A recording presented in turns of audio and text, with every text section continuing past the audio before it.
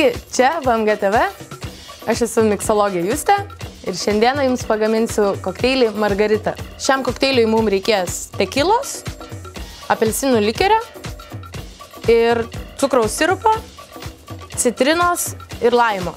Visi kokteiliai, kurie gaminami Martinio tipo taurėje, patariu atsišaldyti ją prieš gaminant kokteilį.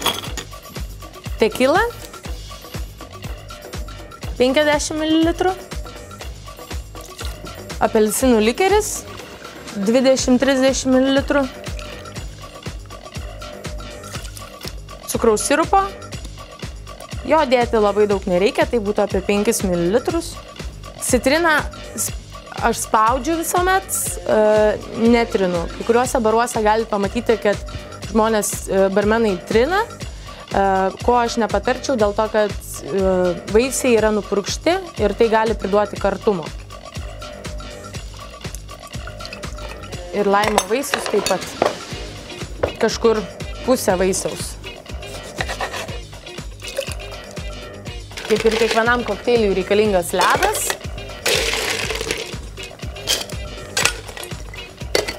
Smarkiai išplakam.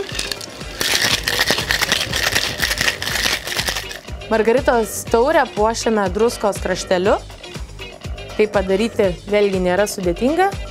Paimkime citriną. Paikime kraštus, paimkime druskos ir tiesiog taip šonelį lieskime druską. Druska liks ant krašto.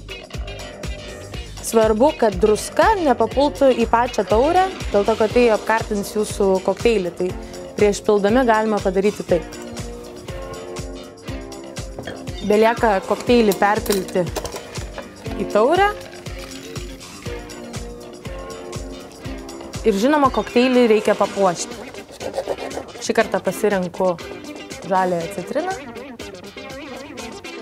Štai taip gaminamas klasikinis kokteilis Margarita. Jame puikiai dera tekilos bei citrusinių vaisių skoniai. Iki!